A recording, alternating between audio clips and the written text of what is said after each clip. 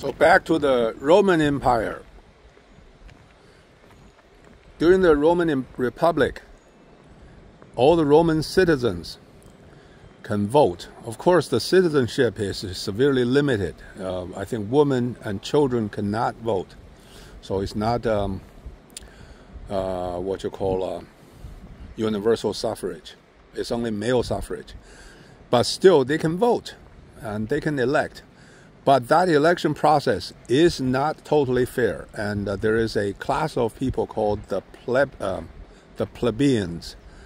They are not able to vote initially, and they have to fight in the war. They're the lower class, but the higher middle class can vote. We're talking about 2,000 years ago. So the plebeians sometimes went on strike. They refused to fight and refused to do something. And eventually they received the right to vote, plebeians. And that vote still is kind of rigged because they're not entirely weighted according to their number of people. But still they have some vote.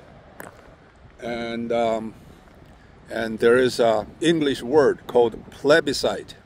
Plebiscite is called, I think it's I forgot the Chinese version. Basically, just to ask the entire population for some opinion.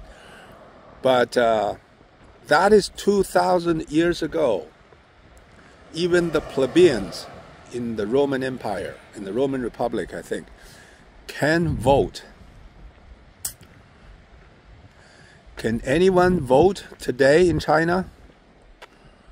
We're not talking about average people. We're talking about the 90 million Communist Party members. Can they really vote? Can they vote who is the party boss? Can the Central Committee members really vote? In theory, they vote 2,200 or something, vote to 0. That means they cannot vote because they don't. If they don't go with the pre-assigned vote, they will be out. So this is back to my point. China is not a civilized society, even today. By the most fundamental, elemental measure of being a civilized society, you have to have some way to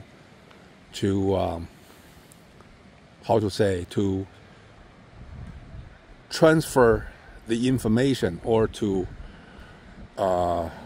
propagate the information from the bottom to the decision makers. There is no such way.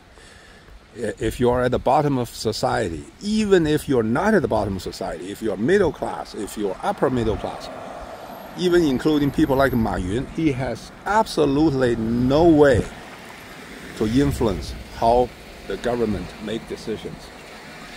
He has no way. If he says something just mildly offensive, he almost lost his everything. So this is the point about being a civilized society. There is no comparison between even the Roman Empire, the Roman Republic, and today's communist China. There is no comparison. And so in terms of that, we could say China is 2,000 years behind the most elemental form of democracy, that is the Roman Republic. 2,000 years behind. That's not an exaggeration. At least if one day they say in the Central Committee, members can truly debate and decide on who the next leader will be, yeah, then at least that's some form of democracy or some form of balance of power, but that does not exist today.